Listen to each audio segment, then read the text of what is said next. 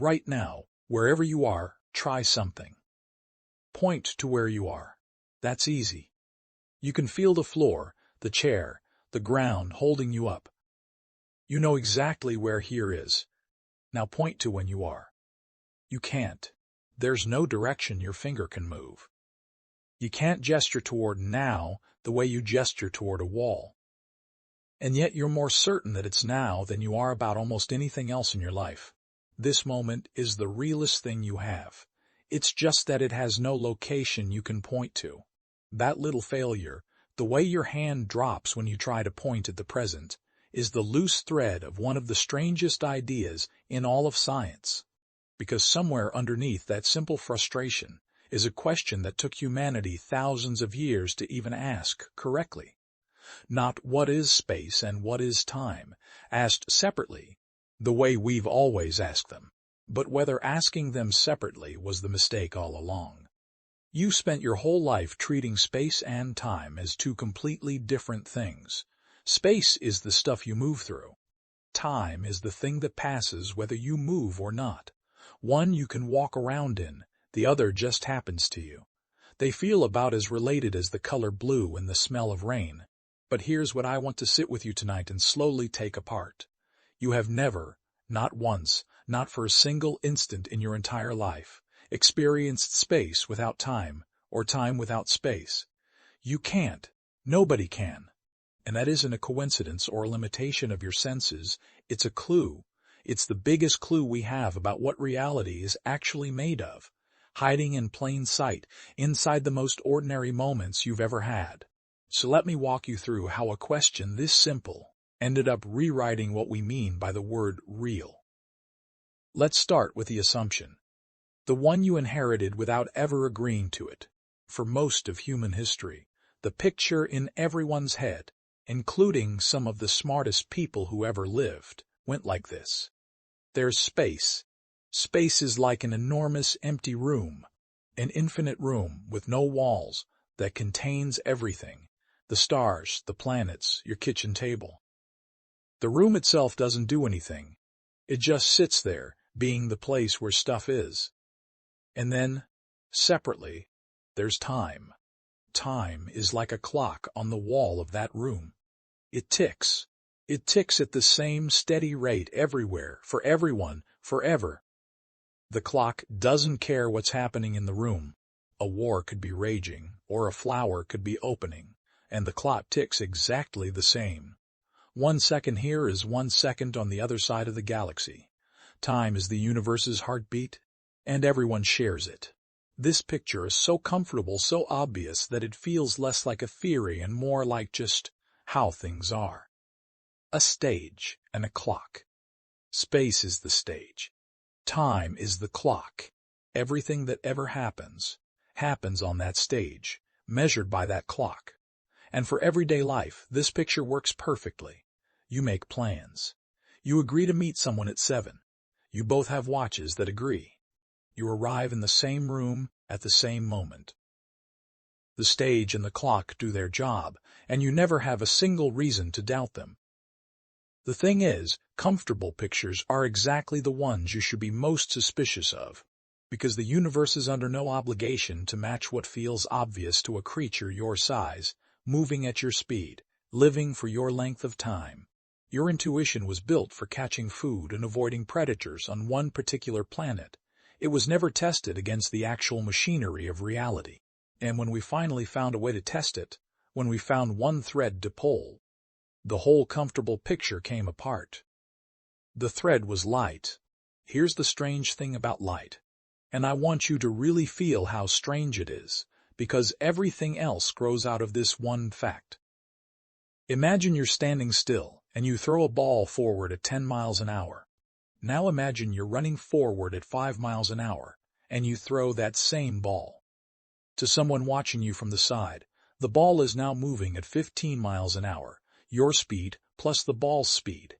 This is so obvious it's almost insulting to explain. Speeds add up.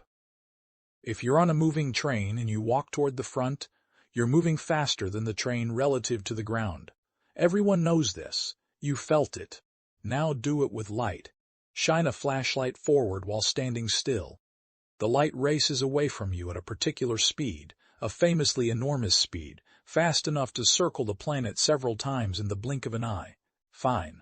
Now get on a spaceship moving incredibly fast. A huge fraction of that very speed, and shine the flashlight forward again. Common sense screams that the light should now be moving faster. Your ship's speed plus the light speed, just like the ball, just like walking on the train. It doesn't. The light moves away from you at exactly the same speed as before. Not a little faster. Not a fraction faster. Exactly the same. And here's where it gets genuinely uncomfortable. A person standing still and watching your ship fly past. They also measure that same light beam moving at that same speed. Even though you and the light are racing forward together, even though they're standing still, you both clock the light at the identical speed. The numbers refuse to add up the way they do for everything else in the universe. Light has a speed that simply does not care how fast you're moving when you measure it. Everyone, everywhere, no matter their motion, gets the same answer. Now stop and really let that land, because this is the moment the comfortable picture starts to crack. This isn't a quirk of light. This is a contradiction. Speed is just distance divided by time. How much space you cover, divided by how long it takes. That's all speed is. So if two people who are moving differently somehow measure light to have the exact same speed, and speed is space divided by time, then something about their space, or their time, or both, has to be different. There's no other way out. The math leaves no escape hatch. If the speed stays locked the same for everyone but the people are moving differently, then the distance and the duration themselves, the space and the time, have to be bending to keep that speed constant. Which means the clock on the wall is a lie. There is no single clock ticking the same for everyone. And the empty room was never just sitting there doing nothing. Take a breath, because we just crossed the line, and there's no going back to the comfortable picture now. So let's follow it. If time has to flex to keep the speed of light constant, what does that actually look like? It looks like this. The faster something moves through space, the slower it moves through time. Not as an illusion, not as a trick of measurement. Actually, physically slower. A clock that is moving fast relative to you genuinely ticks slower than your own. Time, the thing we were told, was the steady universal heartbeat. Turns out to be more like something that can be stretched and compressed depending on how you move through space. And this isn't a story or a metaphor or a clever idea somebody had once. We have measured it. We've taken extraordinarily precise clocks, flown them around at high speed and brought them back. And they disagree with the clocks that stayed home. By exactly the amount the theory predicted. The faster clock, the one that traveled, comes back having ticked a little less. It experienced less time. We rely on this every single day, quietly, without thinking about it. The satellites that let your phone tell you where you are have to constantly correct for the fact that, way up there, moving fast and sitting higher in gravity, their clocks run at a different rate than the ones on the ground. If we ignored that, the directions on your phone would drift wrong within hours. The bending of time is not exotic. It's in your pocket, keeping you from getting lost. So now look at what's happened to our two separate things. Space, it turns out, can stretch and shrink. Move fast enough and distances themselves contract in the direction you're going. And time can stretch and shrink too. And this is the part that stitches it all together. They don't bend independently. They bend for each other. When one gives, the other takes. Move more through space, and you move less through time. It's almost like there's a fixed amount of motion through reality you're allowed, and you're constantly dividing it between moving through space and moving through time, trading one for the other. Sit with that. You are, at this very moment, moving through time. That's most of your budget. You're nearly stationary in space, so almost all your motion is being spent pushing forward into the future, second after second. If you got up and started running, you'd shift a tiny, immeasurable sliver of that motion out of time and into space. You'd age, very slightly, more slowly than someone sitting still. The amount is so absurdly small you'll never notice it, but it's real. Every step you take is a microscopic trade between where you are and when you are. This is the moment physics did something that sounds almost like poetry but is actually just careful bookkeeping. It stopped treating space and time as two things. It admitted they were one thing, and gave that one thing a single name. Spacetime. Not space, and separately time. Spacetime. One word. Because they're one fabric. The reason you can never experience one without the other, the reason your finger couldn't point at now the way it pointed at here, is that here and now were never separate to begin with. They're two faces of a single thing, the way the front and back of your hand are two faces of one hand. You can talk about them separately. You can name them separately, but you could never actually have one without the other, because there was only ever one thing there. And once you see space and time as a single fabric, a different question becomes possible. Not, are they connected? We've answered that. They were never not connected. But what can this fabric do? Can it move? Can it bend? Can it be shaped? It can. And the name for what shapes it is something you felt every second of your life. Gravity. We were taught that gravity is a force. Something pulls you down. The earth reaches up with an invisible hand and yanks you toward its center. That's the picture. A force, like a magnet, tugging. But once you've got space-time as a single bendable fabric, a stranger and more beautiful explanation opens up. What if gravity isn't a pull at all? What if massive things, planets, stars, anything heavy, actually bend the fabric of space-time around them? The way a heavy object resting on a stretched sheet makes everything dip toward it. And what if everything else isn't being pulled? It's just following the curves, moving in the straightest possible line it can, except the line itself is bent, because the fabric it's traveling through is bent. The moon isn't being tugged in a circle around the Earth by an invisible rope. The Earth has curved the space-time around it. And the moon is just coasting along the straightest path available in that curved region, which happens to be a circle. You, right now, are not being pulled down by a force. The Earth has bent space-time, and your natural, lazy, straightest possible path through that bent space-time points toward the ground. The chair's the only thing stopping you from following it. And here's the piece that brings time back into it, because we never left time behind. We just merged it. Massive objects don't only bend space, they bend time. Down near something heavy, like the surface of a planet, time runs slightly slower than it does far away in empty space. The closer you are to a large mass, the slower your clock ticks. Your head right now is aging infinitesimally faster than your feet, because your feet are a tiny bit deeper in Earth's gravity.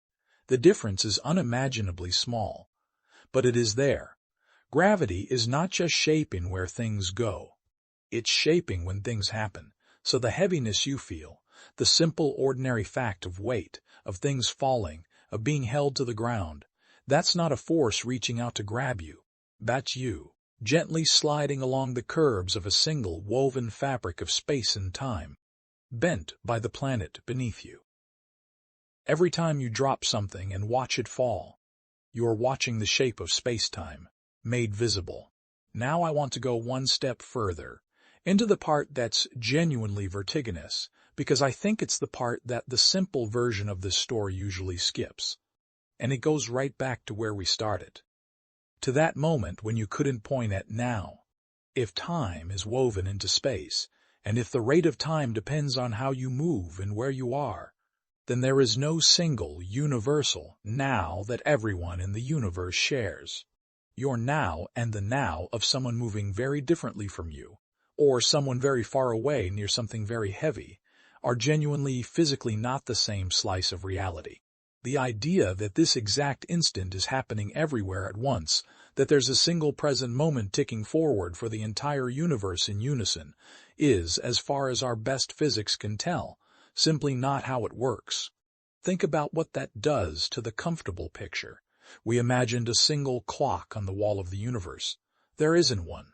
There are countless clocks, all ticking at their own rates depending on how fast they move and how deep in gravity they sit. And none of them is the true one. Your present, the moment that feels more real to you than anything, is your present. It's not the universe's. The universe doesn't have one. Now, I want to be honest with you here, because this is where careful science and human meaning start to brush up against each other, and I don't want to pretend the line is sharper than it is. What I've described to you, the bending of time, the merging into space-time, gravity as curvature, that is established, tested, relied upon physics. We're as confident in it as we are in almost anything, but what it means, deep down, about the nature of time itself. Whether the future already exists in some sense, whether the flow of time is real or an illusion of how creatures like us experience that fabric. Those questions are still genuinely open. Brilliant people disagree. So when I take you to the edge here, I want you to know we're standing at the edge of what's settled and looking out at what isn't. That's not a weakness in the story. That's the honest shape of it. The most interesting questions are usually the ones we haven't closed. But here's what is settled and what I think is worth carrying out of all this. Space and time aren't connected the way two separate things get connected, by a bridge, by a relationship, by some force linking them.